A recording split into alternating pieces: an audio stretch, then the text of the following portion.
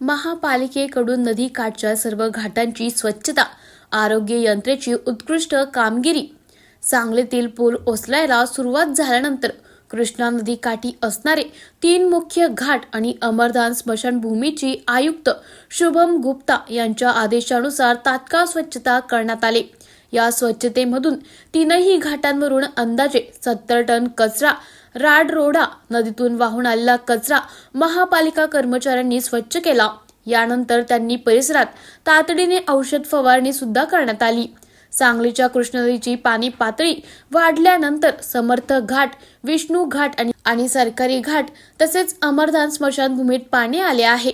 तब्बल 12 ते 14 दिवस हे पाणी साचून राहिल्याने मोठ्या प्रमाणात नदीच्या पाण्याहून वाहून आलेला कचरा संकलित झाला होता. कृष्णा नदीची पाणी पातळी कमी व्हायला सुरुवात झाली. महापालिकेचे आयुक्त शुभम गुप्ता, अतिरिक्त आयुक्त रविकांत अडसूळ, उपायुक्त वैभव साबळे, शिल्पा दरेकर यांच्या मार्गदर्शनाखाली आरोग्य अधिकारी डॉक्टर रवींद्र ताटे, वरिष्ठ स्वच्छता निरीक्षक युनुस बारगीर यांच्यासह स्वच्छता निरीक्षक आणि 200 कर्मचाऱ्यांच्या माध्यमातून 3ही घाट आणि अमरधाम स्मशानभूमी स्वच्छ करण्यात आली. यामध्ये बहुतांश पाण्यात वाहून आलेला गाळ महापालिकेच्या कर्मचाऱ्यांनी स्वच्छ केला, तर सोबत आलेला कचरा, झाडी झुडूप, गवत, जलपर्णी आणि अनन्य कचरा पालिकेने संकलित केला. आज एका दिवसात 3ही घाट आणि अमरधाम स्मशानभूमीतून 70 टन कचऱ्याचे संकलन करण्यात आले. याचबरोबर त्या ठिकाणी औषध फवारणी विभागाचे स्वच्छता निरीक्षक यापूब मद्रासी यांच्या माध्यमातून औषध फवारणी करण्यात आली. अशी सांगली, मिरज आणि कुपवाड शहर महानगरपालिकेच्या वतीने पाण्याची पातळी आता कालपासून कमी होण्यास सुरुवात झाली. काल साधारण आम्ही 20 टन कचरा आम्ही स्वच्छ केला. आज पाण्याची खूपच पातळी कमी झाल्यानंतर साधारण आज आम्ही 70 टन कचरा, त्याचप्रमाणे गाळ असेल, जलपर्णी असेल किंवा पाण्याशी निगडीत जे काही कचरा आहे तो आम्ही स्वच्छ करण्याचे काम महापालिका प्रशासनाने माननीय आयुक्त साहेब शुभम गुप्ता साहेब, त्याचप्रमाणे अतिरिक्त आयुक्त अडसूळ सर, उपायुक्त साबळे सर, उपायुक्त दरेकर मॅडम यांच्या मार्गदर्शनाखाली करण्यात आला. यामध्ये प्रामुख्याने आयुक्त साहेबांच्या मार्गदर्शनाखाली स्प्रेइंग युनिट्स असतील, त्याचप्रमाणे भागामध्ये पावडर स्प्रेइंग असेल, ज्या भागामध्ये काही आजारी रुग्ण असेल त्या ठिकाणी सर्वे करण्याचे काम महापालिका प्रशासनामार्फत सुरू आहे. यामध्ये प्रामुख्याने अमरधाम असेल, विष्णू घाट असेल, सरकारी घाट असेल, स्वामी समर्थ घाट आहे, या ठिकाणी पूर्णपणे स्वच्छता करण्याचे महापालिका प्रशासनामार्फत साधारण 700 कर्मचारी आम्ही ह्या स्वच्छता अभियानासाठी वापरले. युद्ध पातळीवरती ही स्वच्छता सुरू आहे. त्याचप्रमाणे स्प्रेइंग सुरू आहे. महापालिकेच्या वतीनं मी सर्व नागरिकांना आवाहन करतो की ज्या घरामध्ये आपल्याला महानगरपालिकेची मदत लागेल, स्वच्छताबाबत असेल किंवा अन्य कोणती मदत लागेल, तर महानगरपालिकेच्या आरोग्य विभागाला आपण संपर्क साधा. निश्चित महानगरपालिका आपल्याला मदत करेल. धन्यवाद. खुश खबर. डेन नेटवर्कचा HD पॅकेज धमाका. सिल्वर ॲड ऑन पॅकेजसाठी 20 रुपयात 20 HD channels. Gold add on पॅकेजसाठी 30 रुपयात 30 HD चॅनल्स. या योजनेचा लाभ घेण्यासाठी आजच आपल्या डेन केबल ऑपरेटरशी संपर्क साधा. ही योजना फक्त HD सेटअप बॉक्सवरच उपलब्ध असेल. शहरातच बिबट्याचा वावर वाढल्याने परिसरातील नागरिकात भीतीचे वातावरण. वन विभागाने केली पुष्टी.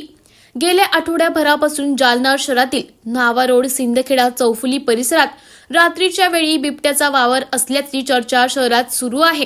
त्यामुळे परिसरातील नागरिकांत भीतीचे वातावरण पसरले आहे. यातच त्यात परिसरात असलेल्या वन विभागाचे कार्यालय असलेल्या कणकेश्वर महादेव मंदिर परिसरातही बिबट्याला पाहावयास मिळाल्याचे काही प्रत्यक्षदर्शी नागरिकांचं म्हणणं आहे. त्यातच या परिसरात असलेल्या टेलिकॉम कॉलनी प्रशांती नगरमध्ये रात्रीच्या वेळी बिबट्या फिरत असल्याचं CCTV फुटेज सोशल मीडियावर व्हायरल झाल्याने बिबटीची दहशत या परिसरात निर्माण झाल्याने वन विभागाच्या पथकाकडून या परिसरातील पाहणी सुरू केली असून वन विभागाचे उद्यान ही सर्वसामान्य नागरिकांसाठी बंद करण्यात आले असून वन विभागाकडून बिबट्या असण्याची शक्यता वर्तवली जात आहे. या बिबट्यांनी परिसरात 2 हरणं आणि 1 बकरीही फस्त केली असल्याची शक्यता वन विभागाकडून वर्तवली जात आहे.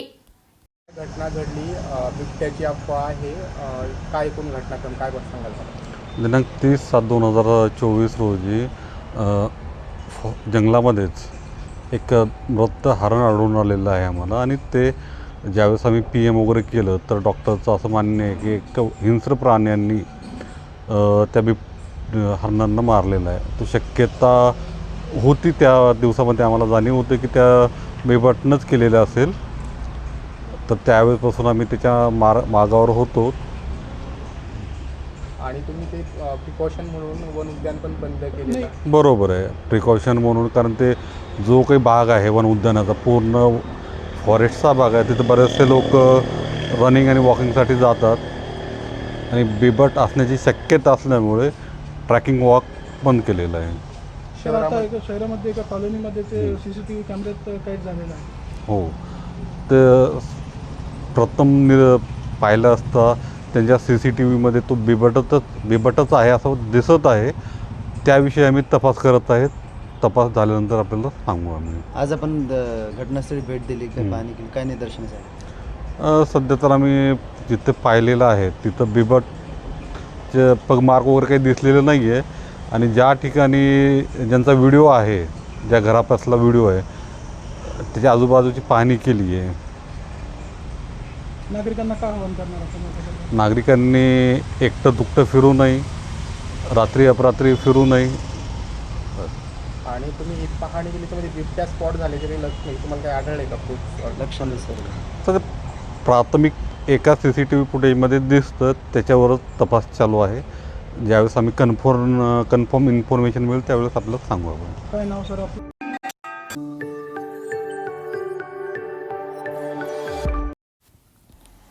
माता भगिनींच्या चेहऱ्यावरील आनंद बघवत नाही म्हणून विरोधक टीका करतात असं आदिती तटकरे म्हणाल्या. या मेळाव्याला राष्ट्रवादी युवक काँग्रेसचे प्रदेशाध्यक्ष सूरज चव्हाण, जिल्हा अध्यक्ष विश्वंभर पवार आदींची उपस्थिती होती. आदिती तटकरे लाडकी बहीण योजनेचा पहिला सप्ताह 16 किंवा 17 ऑगस्टला मिळेल. मुख्यमंत्री लाडकी बहीण योजनेचे 1,40,00,000 अर्ज आमच्याकडे आले आहेत. यापैकी 1,25,00,000 अर्ज स्वीकारण्यात आले आहे. सन्मान निधी महिलांच्या खात्यावर जमा होणार आहे. याचा आनंद महिलांना आहे. म्हणूनच पहिल्या दिवसापासून विरोधकांना ते खटकतंय. माता भगिनींच्या चेहऱ्यावर आनंद बघवत नाही म्हणून विरोधक टीका करताय असं आदिती तटकरे म्हणाल्या. बंधनच्या आधी पहिला जुलै आणि ऑगस्ट महिन्याच्या पात्र लाभार्थ्यांचा हप्ता हा त्यांच्या अकाउंटला वितरित होणार आहे. त्याच्यामुळे लवकरात लवकर अधिकाधिक लाभार्थ्यांना लाभ देण्याचं उद्दिष्ट आम्ही ठेवलेलं आहे. नांदेड जिल्ह्यात सुद्धा 3 लाखांपेक्षा अधिक अर्ज आज आम्हाला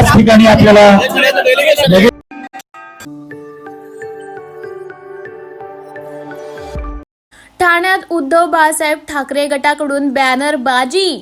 ठाण्यामध्ये उद्धव बाळासाहेब ठाकरे गटाकडून मोठ्या बॅनरबाज्या लावण्यात आल्या आहेत. त्यावर मोठ्या आशयाचे बॅनर आहेत. त्यात लिहिलंय, पक्ष कुणी चोरला. दुसऱ्यांची गोष्ट चोरणे हे हिंदुत्व नाही. काय आहे हिंदुत्व, अशा आशयाचे बॅनर लागलेत.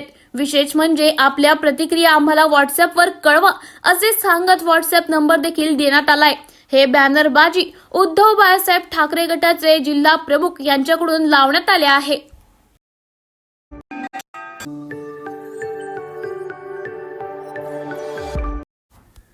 उपवन रक्षक अधिकाऱ्यांच्या कार्यालय परिसरातील 3 चंदनाच्या झाडांची कत्तल, दोषींवर कारवाई केली जाणार. चिखली रोडवरील बुलढाणा वन विभागाच्या राणी बागेतील 3 चंदनच्या झाडांची अज्ञाताने कत्तल केल्याची घटना आज सायंकाळच्या सुमारास घडली आहे. उपसंरक्षक अधिकाऱ्यांचे कार्यालय व निवासस्थानच्या परिसरातील राणीबागमध्ये बिनधास्तपणे अज्ञातांनी चंदनच्या झाडाची कत्तल करून चोरी केल्यामुळे वन विभागावर नामुष्की ओढवली आहे. राणीबागमध्ये चंदनाच्या झाडांची कत्तल झाल्याबाबतची बाब समाजसेवक गणेश सोनुने यांनी उजेडात आणली. सोनुने यांनी राणीबागमध्ये झाडांची कत्तल होत असल्याची माहिती मिळाली असता त्यांनी राणी बगीचामध्ये जाऊन पाहिले. यावेळी वन परिक्षेत्र अधिकाऱ्यांच्या आदेशाने राणी बगीचामधील परवानगीने अडथळा निर्माण करणारे झाडे तोडण्यात येत होते. मात्र यावेळी सोनुनेंच्या 3 चंदनाची झाडांची कत्तल केल्याचे निदर्शनास आले. याबाबत वन विभाग अनभिज्ञ होते. यावेळी गुन्हा दाखल करून चोरट्यांना अटक करण्याची व दोषींवर अधिकारी कर्मचाऱ्यांवर कारवाई करण्याची मागणी केली आहे. सर, सामाजिक कार्यकर्ता गणेश सोनुने आम्हाला फोन करून सांगितलं की इथे वृक्षतोड सुरू आहे. आम्ही जेव्हा पाहणी केली राणीबागाची तेव्हा असं निदर्शनास आलं की 3 चंदनाचे झाडं तोडण्यात आलेले आहे. हे याची परवानगी होती का की तोडण्यात आले की चोरी करण्यात आले, काय नेमकं? दिनांक 7 ऑगस्ट 2024च्या मध्यरात्री अज्ञात चोरट्यांनी राणीबाग येथून 3 चंदनाच्या झाडाची चोरी केलेली आहे. पैकी एका झाडातून चंदनाचा माल नेलेला आहे. बाकी 2 झाडावर कुठल्याही प्रकारचा माल निघालेला नसून बुंद्यावर सर्व झाड पडलेले आहे. या प्रकरणी पुढील योग्य ती कायदेशीर कारवाई करण्यात येईल व सदर घटनेचा तपास करून आरोपीपर्यंत पोहोचून आरोपीला कायद्याप्रमाणे शिक्षा करण्यात येईल. हे जे झाड काटण्यात आलेले आहे आपल्या राणीबागेमध्ये सध्या वृक्षाची काटणी छाटणी सुरू आहे, असा संशय आहे की त्यांनीच हे काटलेले आहे. हे खरं आहे का? नाही, राणीबागेमध्ये जे साफसफाईचे कामं चालू आहे त्याच्यामध्ये राणीबागेमधली इन्व्हेन्सिव्ह स्पेसिस ग्लिरिशिडिया काढून त्या ठिकाणी घनवन म्हणजे मियावाकी 1 हेक्टरमध्ये मियावाकी रोपण 30,000 रोपं लावण्याचे प्रस्तावित आहे. त्यासाठी साफसफाईचे कामे चालू आहे आणि उपद्रवी झाडे काढून इन्व्हेन्सिव्ह स्पेसिसची झाडे काढून त्या ठिकाणी जंगली आणि पशुपक्ष्याच्या उपयोगाचे झाडं लावण्यासाठी जागा तयार करण्याचे कामं सुरू आहे. सदरचे मजूर हे त्या कामातले निष्णात असून त्यांना झाडांची ओळख आहे. त्यांना जे झाड काढायचे आहे तेच झाड ते काढतात. चंदन आणि इतर ज्या झाडांना परवानगी लागते अशा झाडांना ते हात लावत नाहीत. खुश खबर, खुश खबर, खुश खबर. डेन नेटवर्कचा HD पॅकेज धमाका. सिल्वर ॲड ऑन पॅकेजसाठी 20 रुपयात 20 HD channels. Gold add on पॅकेजसाठी 30 रुपयात 30 HD चॅनल्स. या योजनेचा लाभ घेण्यासाठी आजच आपल्या डेन केबल ऑपरेटरशी संपर्क साधा. ही योजना फक्त HD सेटअप बॉक्सवरच उपलब्ध असेल. आमच्या आक्रोश मोर्चाला अडवण्याच्या भानगडीत कोणी पडू नये असं बच्चू कडू म्हणाले. दिव्यांग शेतकरी शेतमजूर यांच्या हक्कासाठी प्रहार जनशक्ती पक्षाचे अध्यक्ष आमदार बच्चू कडू यांचा 9 ऑगस्ट क्रांतीदिनी संभाजीनगरात प्रहार जन आक्रोश मोर्चा निघणार आहे. या आक्रोश मोर्चाला पोलिसांनी परवानगी नाकारल्यामुळे बच्चू कडू आक्रमक झाले आहेत. पोलिसांनी धाडस करू नये, आम्ही पोलिसांना विनंती राहू. आम्ही मोर्चा शांततेत करू. विनाकारण आम्हाला अडवलं तर मोठं कारण होऊ शकतं. अशा भानगडात पोलिसांनी पडू नये अशी कुठलीही शक्ती नाही ते प्रहारचा मोर्चा थांबवेल. आम्ही महाशक्ती म्हणून समोर गेल्याशिवाय राहणार नाही. कशापासून पद्धतीने समोर जायचं, उद्या आमची खरी रणनीती सुरू होणार. मुद्द्यांसाठी राजकारण हे काबड कष्ट करणाऱ्या शेतकरी मजुरांसाठी केलं पाहिजे अशी प्रतिक्रिया बच्चू कडू यांनी दिल्या. बिलकुल मला वाटते धाडस करू नये पोलिसांनी आणि त्यांना विनंती पण राहील आम्ही शांततेने मोर्चा काढू. पण विनाकारण जर आम्हाला अडवलं तर त्याचं मोठं कारण होऊ शकते.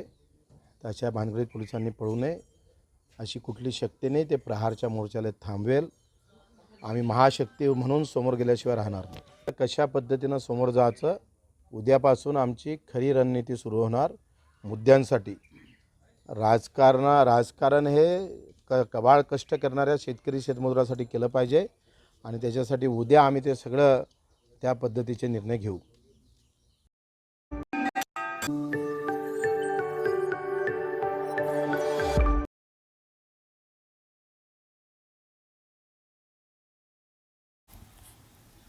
प्रवीण दरेकर यांनी कधीही बोलू नये ते म्हणजे भारतीय जनता पार्टी नाही. अभिजित अडसूळ यांची टीका.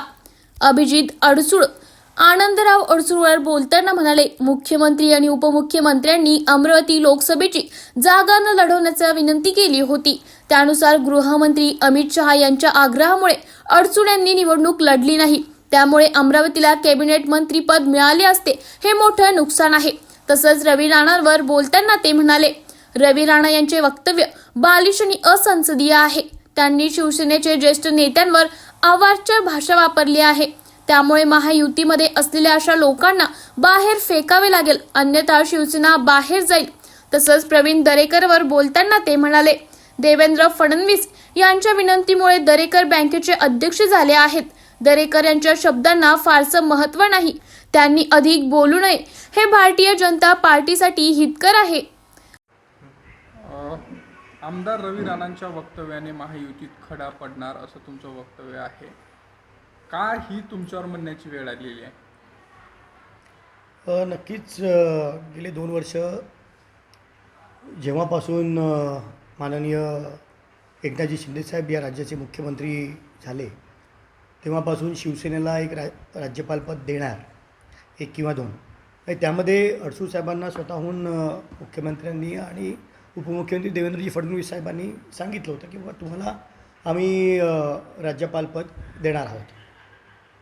गेल्या 2 वर्षापासून ठीक आहे, परंतु या लोकसभेमध्ये खऱ्या अर्थानं अडसूळ साहेबांचा क्लेम होता, कारण शिवसेनेची जागा होती आणि 5 वेळा ते खासदार आधी राहिलेले आहेत.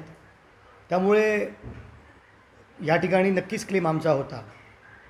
आणि जेव्हा अमितभाईंनी मुख्यमंत्री आणि देवेंद्रजींनी जेव्हा अडसूळ साहेबांना विनंती केली की आपण ही लोकसभा लढू नये, त्याच्या जागी आम्ही आपल्याला राज्यपालपद देतो आहे, तरीही अडसूळ साहेबांनी सांगितलं की नाही, मला लोकसभा लढण्यात जास्त इंटरेस्ट आहे. पण तरी अमितभाईंनी हात धरून त्यांना सांगितलं की आपण बाळासाहेबांबरोबर शिवसेनेच्या जडणघडणीत काम केलेलं आहे आणि आम्ही आपल्याला जवळून पाहिलेलं आहे, त्यामुळे आपण कृपया राज्यपाल व्हावे ही आमची इच्छा आहे.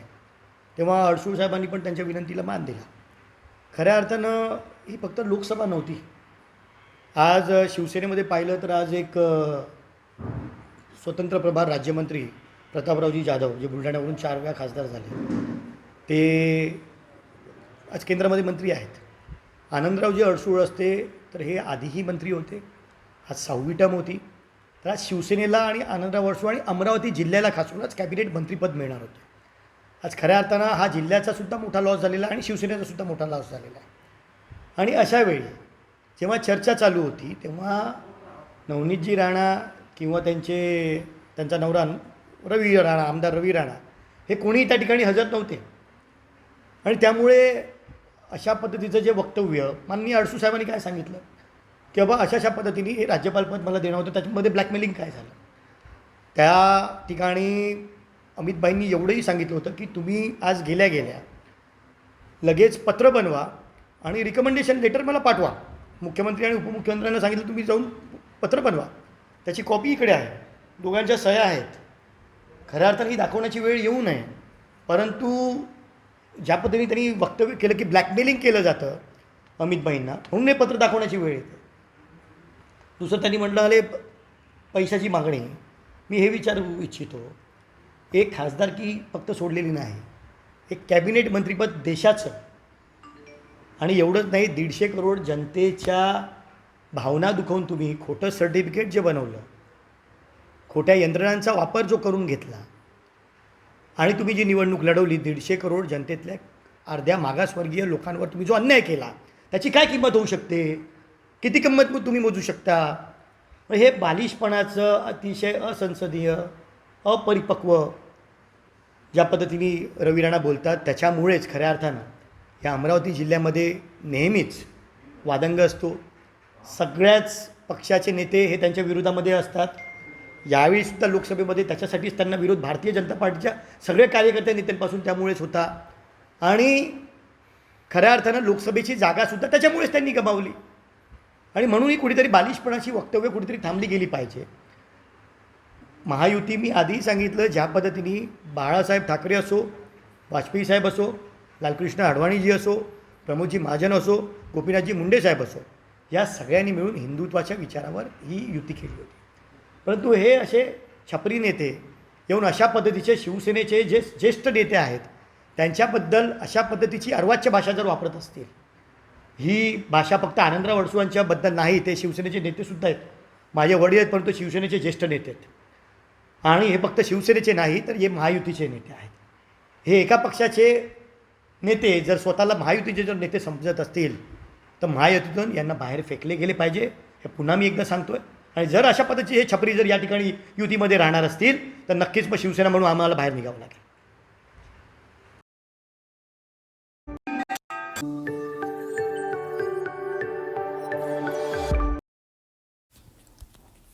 अमरावती जिल्हा काँग्रेस कमिटीच्या वतीने केंद्र व राज्य सरकारच्या विरोधात तीव्र निदर्शने. शेतकऱ्यांच्या विविध प्रश्नांसाठी अमरावतीत काँग्रेस आक्रमक झाली आहे. इरविन चौकातील बाबासाहेब आंबेडकरांच्या पुतळ्याला अभिवादन करून मोर्चाला सुरुवात झाली आहे. शेतकऱ्यांच्या विविध मागणींसाठी इरविन चौकातून जिल्हाधिकारी कार्यालयावर हा मोर्चा धडकणार आहे. माजी मंत्री तथा आमदार यशोमती ठाकूर, काँग्रेसचे जिल्हा अध्यक्ष बबलू देशमुख यांच्यासह काँग्रेसचे पदाधिकारी व कार्यकर्ते या मोर्चात सहभागी झाले आहेत. यावेळी काँग्रेस पदाधिकाऱ्यांकडून सरकारच्या विरोधात जोरदार घोषणाबाजी करण्यात आली आहे. साधा आहे, शेतकऱ्यांना भाव मिळाला पाहिजे एवढा अट्टहास आहे. हे जे सरकार बसलेलं आहे, खोके सरकार बसलेलं आहे, फडणवीस सरकार जे बसलेलं आहे, हे सरकार कॅश फॉर वोटच्या योजना काढत आहे, पण शेतकऱ्याच्या मालाला भाव देत नाही आहे. या सगळ्या गोष्टींचा निषेध आहे. अमरावती जिल्ह्यामध्ये 20 आत्महत्या मागच्या आठवड्यामध्ये झालेल्या आहे, ही फॅक्ट आहे. आणि मागच्या 6 महिन्याच्या जर तुम्ही घेतल्या तर 200च्या वर आत्महत्या आहेत. अरे शेतकरी या ठिकाणी हवालदिल झालेला आहे आणि जे दलाल आहेत ते AC मध्ये बसतायत, शेतकरी रस्त्यावर आहे. ही वस्तुस्थिती आहे. शेतकऱ्यांची कर्जमाफी झालीच पाहिजे, हा अट्टहास आहे.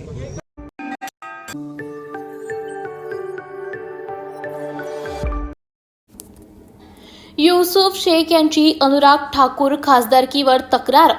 काँग्रेस शहराध्यक्ष युसूफ शेख यांनी अनुराग ठाकूर यांच्या खासदारकी रद्द करण्याची मागणी केली आहे. त्यांच्या म्हणण्यानुसार ठाकूर यांनी राहुल गांधी यांना जात विचारून जाहीर निषेध केला आहे, जो संविधानाच्या तत्वाचे उल्लंघन आहे. शेख यांनी आरोप केलाय की लोकसभा संसद लोकांच्या सदस्यांचे समाधान करण्यासाठी असते, परंतु भाजपाने जातीपातीचे राजकारण सुरू केले आहे. पंतप्रधान देखील याला समर्थन करीत आहेत. त्यांनी ठाकूरवर देश तोडण्याचा आरोप केला आहे आणि आज आपने आंदोलन करे, क्या मंशा थी आपकी?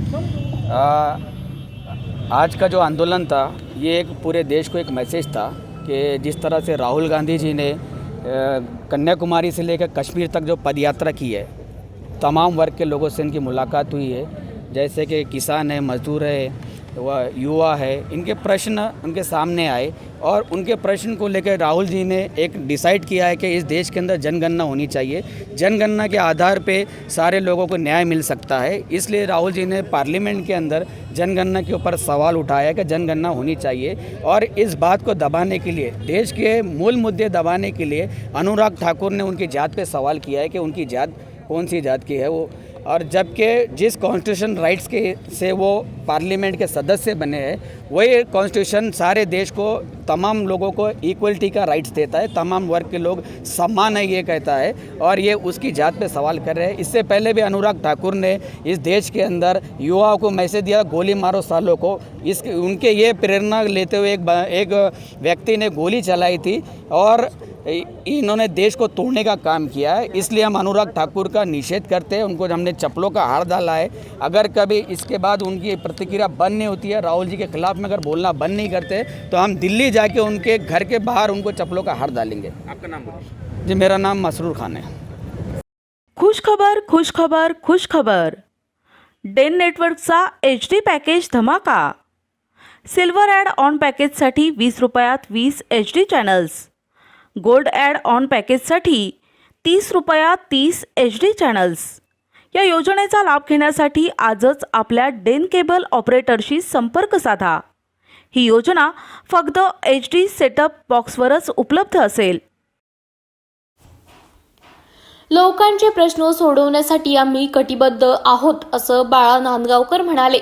बाळा नांदगावकर म्हणाले, बाळासाहेबांनी जे रोपटं लावलं होतं तेच मोठं झालं आहे. त्यांनी विधानसभेत मला महानगरपालिकेत पाठवलं होतं. राज ठाकरे यांनी मला आणि दिलीप धोत्रे यांना पहिली उमेदवारी दिली आणि म्हणूनच आम्ही बाळासाहेबांचे आशीर्वाद घेण्यासाठी आलो. आम्हाला 1995ची निवडणूक आठवते. लोकांचे प्रश्न सोडवण्यासाठी आम्ही कटिबद्ध आहोत. मी प्रामाणिकपणे काम करेल, असं बाळासाहेब नांदगावकर म्हणाले. उमेदवारी दिली आणि म्हणूनच आम्ही बाळासाहेबांच्या चरणी नतमस्तक होण्यासाठी, कृतज्ञ होण्यासाठी, त्यांचा आशीर्वाद घेण्यासाठी आलो. भावना मनामध्ये खूप आहेत. मला 95ची निवडणूक आठवते. बाळासाहेबांनी दिलेला मला आशीर्वाद आठवतोय. बाळासाहेबांनी दिलेला मला आशीर्वाद आठवतोय. बाळासाहेबांच्या इथे जाऊन वंदन करून आलो आणि आता बाळासाहेबांनी अभिवादन करायला वंदन करायला आलो. आणि त्याच्यामुळे भावना खूप मोठ्या आहेत, अंतःकरणात आहे, श्रद्धेच्या भावना आहेत, प्रामाणिकपणाच्या भावना आहेत आणि बाळासाहेबांचे ऋण हे जोपर्यंत आमच्या श्वासात श्वास आहे तोपर्यंत आम्ही त्यांची ऋण कधीही फेडू शकत नाही. आणि म्हणूनच त्यांना आमच्या आई वडिलांनी जरी आम्हाला जन्म दिला तरी खऱ्या अर्थाने बाळासाहेब हे आमची आणि मासाहेब आमचे आई वडील होते. आणि म्हणून त्यांच्या चरणी तत्पस्थ होण्यासाठी आम्ही दोघे आलो. आणि सगळ्याच भावना मी शब्दात व्यक्त करत नाही, परंतु बाळासाहेब हे असं एक व्यक्तिमत्व आहे की त्या व्यक्तिमत्वाने अख्ख्या जगाला भुरळ घातलेलं व्यक्तिमत्व आहे. आणि मी भाग्यवान आहे, दिलीपही भाग्यवान आहे की आम्ही बाळासाहेबांच्या सानिध्यामध्ये लहानाचे मोठे झालो. बाळासाहेबांनी आम्हाला घडवलं आणि म्हणून बाळासाहेबांच्या चरणी नतमस्तक होण्यासाठी आलो. आज बाळासाहेबांची आठवण खूप येते, कारण बाळासाहेब असते तर हे झालं पण नसतं, पण झालं, आता त्याला काही इलाज नाही. आणि म्हणून बाळासाहेबांच्या चरणी अभिवादन करण्यासाठी मुद्दाम या ठिकाणी आलो. माझी बाळासाहेबांना मासाहेबांना मनापासून अभिवादन. शिवडी मतदारसंघ खरं तर जिथून तुम्हाला उमेदवारी द्याल तो शिवसेनेचा बालेकिल्ला आहे. वर्षानुवर्ष त्या ठिकाणी शिवसेनेचे आमदार जिंकून येत आहेत. तुम्ही जेव्हा होता त्याही वेळेला तुम्ही जिंकून आलेला होता, परंतु आता मात्र दुसऱ्या पक्षात असल्यामुळे दुसरी लोक जिंकून येतात. त्यावेळेला कशी असेल या भागातली लढत आणि लोक तुमच्या पाठीशी उभे राहतील का? मला पूर्ण खात्री आहे. मी गेले 10 वर्षापूर्वी 2009ला मी जेव्हा आमदार म्हणून त्या मतदारसंघातील लोकांनी जनतेने माझ्यावर विश्वास टाकला होता, त्याला मी खूप प्रामाणिकपणे त्यांची सेवाही केली होती आणि कामही केली होती. आणि मी खूप मोठे मोठे प्रकल्प त्या ठिकाणी आणले होते.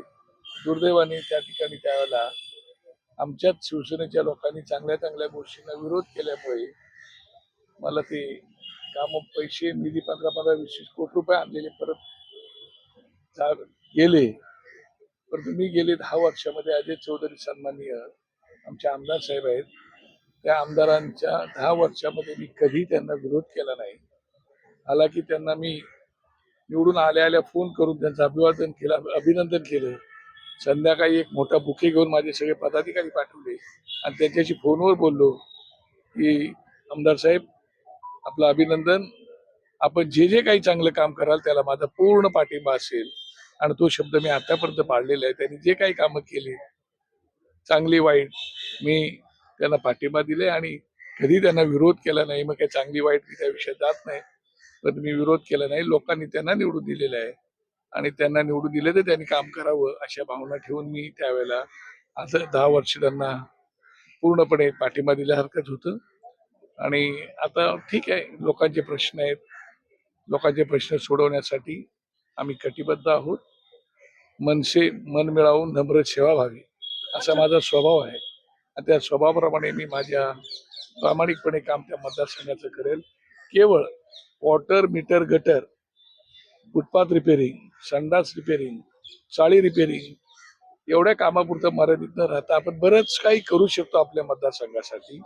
डेव्हलपमेंट झोपडपट्टीची असो, जुन्या इमारतीची असो, ती करू शकतो. केवळ तेवढंच नाही तर आज आमच्या विभागामध्ये सगळीकडेच बेरोजगारीचा प्रचंड प्रश्न मोठा आहे. बेरोजगारीचा प्रश्न सोडवण्यासाठी, त्यांना स्वतःच्या पायावर उभं राहण्यासाठी, महिलांना स्वतःच्या पायावर उभं राहण्यासाठी जे जे काही करता येईल ते निश्चितपणे करण्याचा प्रामाणिकपणे प्रयत्न करेन. किंबहुना मतदारसंघातील तरुण तरुणी, आताची मुलं फार शिक्षण घेण्याच्या मागे आहेत, एज्युकेटेड व्हायला पाहत आहेत, परंतु आमचा गिरणगाव आहे, गिरणगावातली मुलं असल्यामुळे त्यांना शिक्षण घेण्यासाठी सुद्धा त्यांची अडचण फार मोठी होती.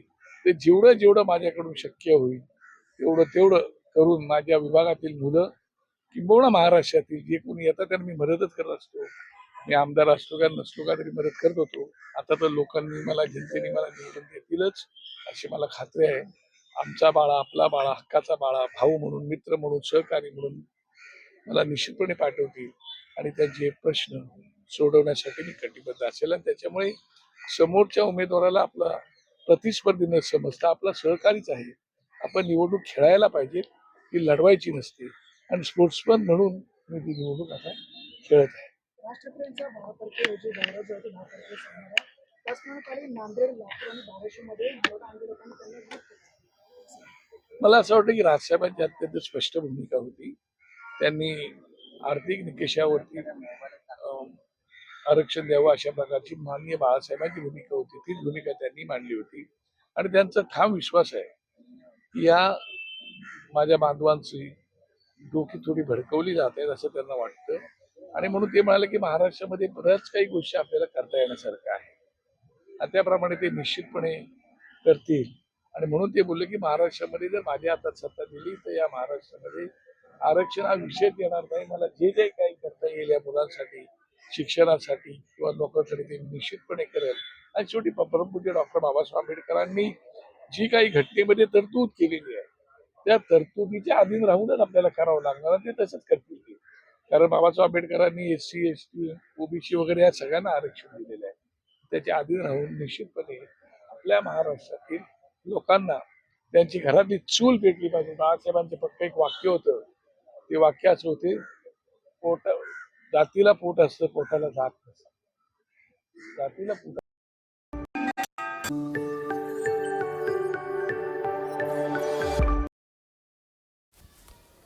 वाहतुकीचे नियम न पाळल्याने जिल्ह्यात 22,707 वाहन धारकांवर कारवाई.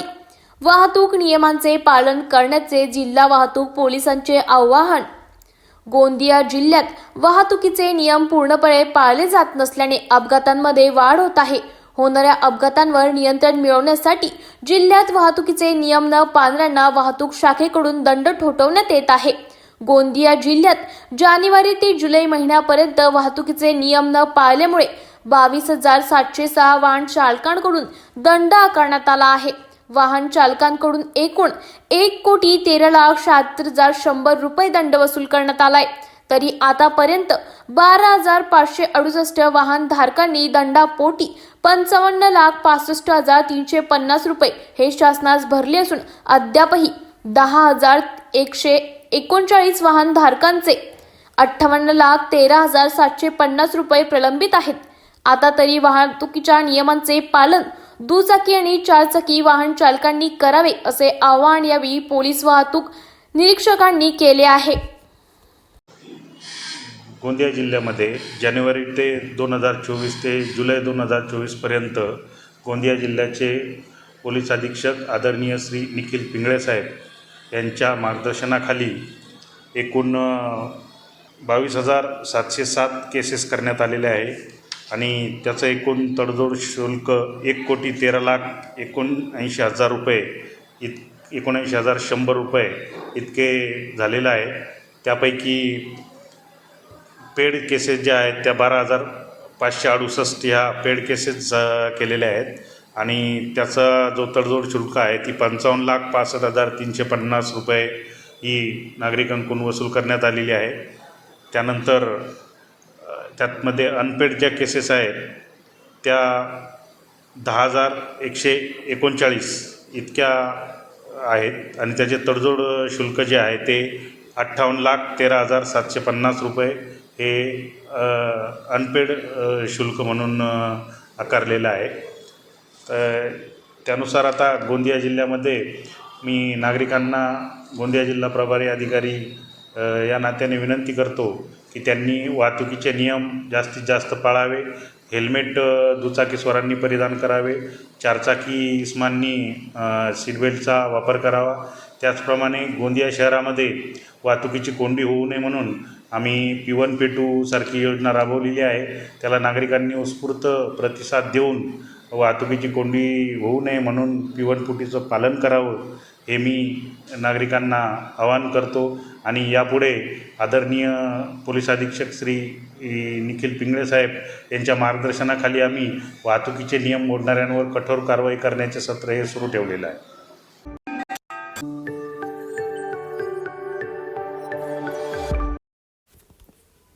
नियमित बस नसल्याने ग्रामीण भागातील विद्यार्थ्यांची गैरसोय. विद्यार्थ्यांची खामगाव आगारात धडक. खामगाव आगारात बस संख्या कमी असून त्यातील काही बसेस नादुरुस्त असल्याने ग्रामीण भागातील विद्यार्थ्यांची बस अभावी गैरसोय होत आहे. त्यामुळे विद्यार्थ्यांचे शैक्षणिक नुकसान होत आहे. तर खामगाव बस स्थानकातून ढोपरगावसाठी सुटणारी बस फेरी नियमित येत नाही. त्यामुळे विद्यार्थ्यांना शाळेपर्यंत 6 किलोमीटर अंतर पायी प्रवास करावा लागतोय. आज संतप्त विद्यार्थ्यांनी खामगाव आगारात धडक दिली आहे. बस फेरी वेळेवर सोडण्यात यावी व कोकरी विद्यालय ते ढोपरगावपर्यंत बस नेण्यात यावी अशी मागणी तालुक्यातील ढोपरगाव, कोळेगाव, पिंजारा येथील विद्यार्थ्यांनी आगार प्रमुखांना केली आहे. माझे नाव विशाखा जितेंद्र इंगळे आहे. मी भालेगावची राहणारी आहे. मी ढोरगावला अपडाऊन करते. माझ्या शाळेचे नाव श्री कोकरी विद्यालय आहे. आमच्या पाठवर भालेगाव ते श्री कोकरी विद्यालयापर्यंतचा प्रवास आहे लिहिलेला, पण आम्हाला ते ढोरगावपर्यंत सोडून देते आणि कंडक्टर आम्हाला बोलतात की तुम्ही क्लास बंद करतो असं तसं धमकी देत राहता. आम्हाला केव्हापासून ही समस्या तुम्हाला? 15 दिवस झाले ही समस्या आम्हाला चालू झालेली आहे आणि आमची बस आहे ना वर्जीला चालली जाते. सकाळची बस कधी येते? सकाळची बस 9:30 येते आणि कोकरी ढोरगावपर्यंत सोडून देते. ढोरगावपासून ती बस वर्जीला जाते. वर्जीचे विद्यार्थी घेऊन खामगावला चालली जाते. म्हणजे आम्हाला पाहिजे आणि सायंकाळीची काय समस्या आहे तुमची? संध्याकाळी येतच नाही बस. म्हणजे 5चा टाइम आहे पण ते 7ला येते आणि म्हणजे आम्ही 6 किलोमीटर मग पायदल येतो. माझे नाव राणी नृत्य सपकाळ आहे. आम्ही ढोरगावला शाळेत जातो. आमच्या शाळेचे नाव श्री कोकरी विद्यालय आहे. आमची सकाळची बस वडजी भेंडीला जाते आणि आम्हाला शाळेपर्यंत सोडून देत नाही. आम्हाला बसस्टँडपर्यंत सोडून देते. आमची बसस्टँडपर्यंतची शाळा 1-2 किलोमीटर आहे. तिथून आम्हाला तिथून पायी जाणं पडते. संध्याकाळची बस येत नाही. आम्हाला 6 किलोमीटर पायी जाणं पडते. याच्या आधी बस येत होती का? हां, येत होती आणि शाळेपर्यंत जात होती. केव्हापासून हा समस्या आहे तुम्हाला? 15 दिवस झाले.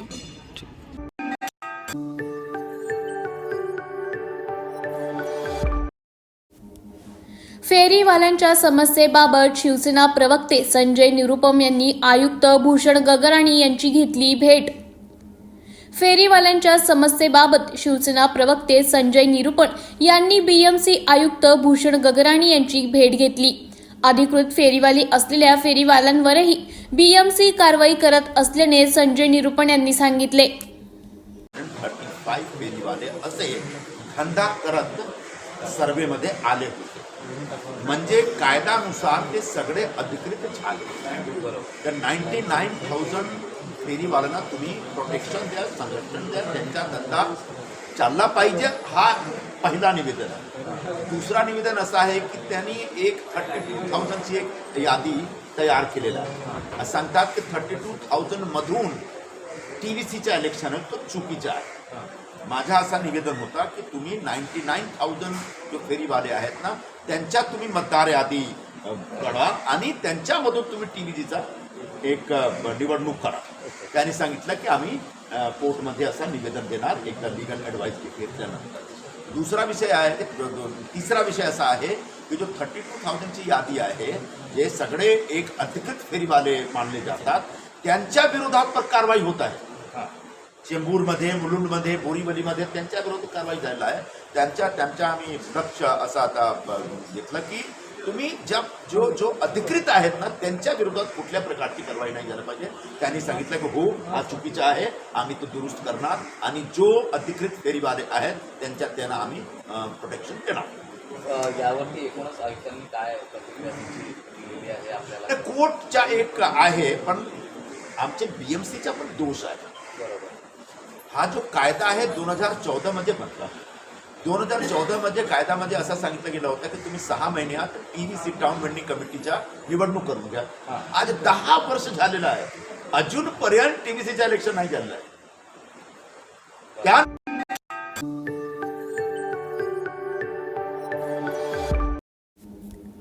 ऑलिम्पिक पद विजेता नेमबाज स्वप्नील कुसळेने घेतले दगडूशेठ गणपतीचे दर्शन. स्वप्नील कुसळे यांनी आज श्रीमंत दगडूशेठ हलवाई गणपती बाप्पाची आरती करून मनभावे दर्शन घेतले. यावेळी ट्रस्टकडून त्यांना शुभेच्छा देत श्रींची मूर्तींची भेट देऊन स्वागत सत्कार करण्यात आला. महाराष्ट्राचा नेमबाज स्वप्नील कुसळेने 50 मीटर रायफल 3 पोझिशन प्रकारात कांस्य पदक पटकावलं आहे. या स्पर्धेत स्वप्नीलने एकूण 451.4 गुण प्राप्त केले आहेत. पहिला गणपती बाप्पा मोरया. बाप्पामुळे सगळं आहे त्यामुळे मी पहिला इथे भेटलो आलो. बाप्पाला दाखवायचं आहे, बाकी सगळं आपण तिकडे भेटू. तर जय गणेश. जे मागतो बाप्पा देतो सुखाने, बाप्पाकडे जे आहे त्याच्याकडे आहे सगळं काही. गणपती बाप्पा मोरया. आपण बाकी सगळं नंतर बोलू, पहिलं बाप्पासाठी आहे. आपण नंतर ते भेटू, पहिलं बाप्पा. प्लीज प्लीज प्लीज प्लीज आपण नंतर तिकडे.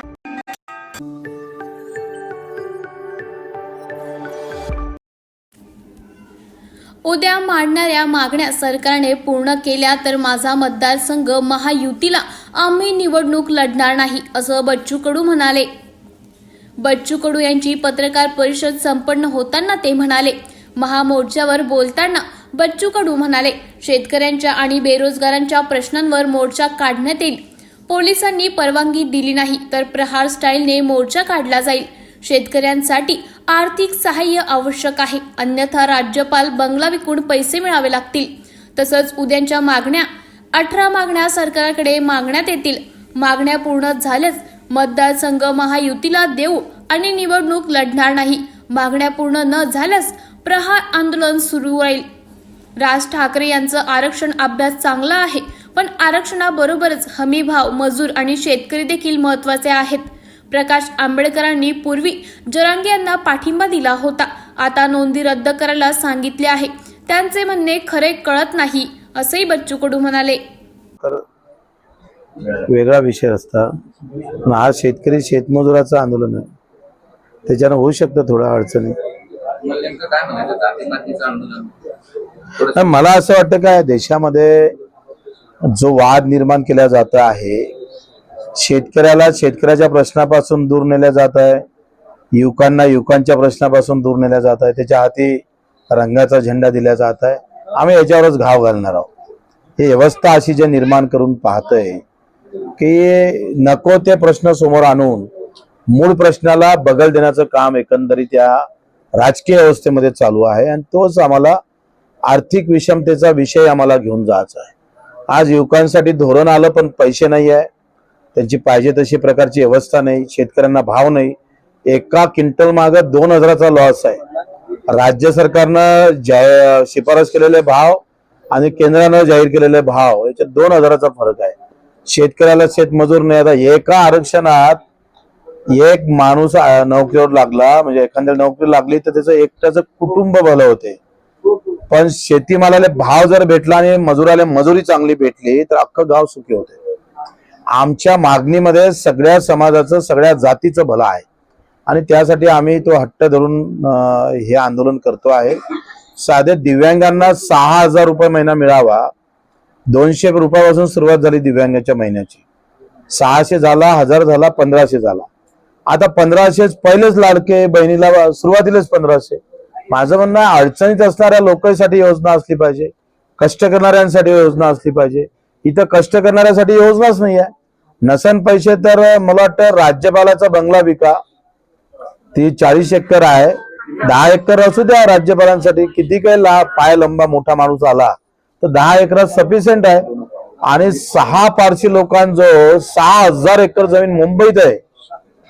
मी सांगतोय दाव्यानं का आम्ही जे त्यांना माहिती देतोय, या माहितीवर जर अभ्यास केला तर या राज्याचं कर्जही माफ होते आणि आम्ही म्हणतो त्या मागण्या एका घटक्यात पूर्ण होते. प्रकाश आंबेडकर असं म्हणतात की 55 लाख ज्या नोंदी आहेत त्या रद्द करा. तुम्ही या नोंदी मिळवण्यासाठी जरांगेंसोबत बैठका घेतल्याचा बरेच प्रयत्न केले.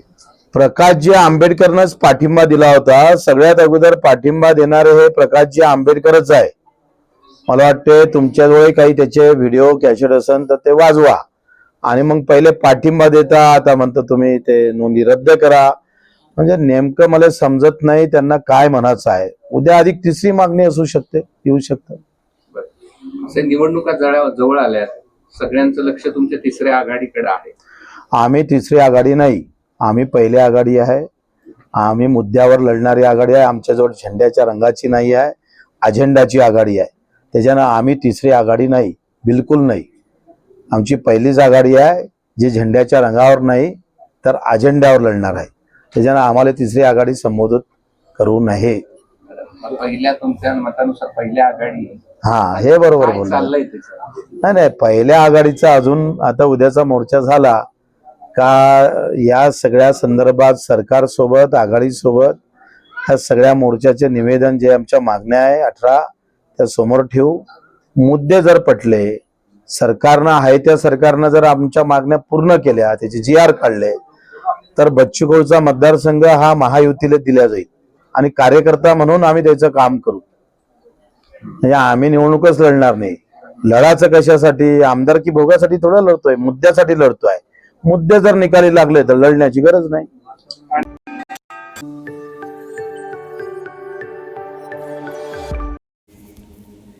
कर्जत तालुक्यातील आदिवासी महिलांचा आमदार महेंद्र थोरवे यांच्या उपस्थितीत पक्षप्रवेश.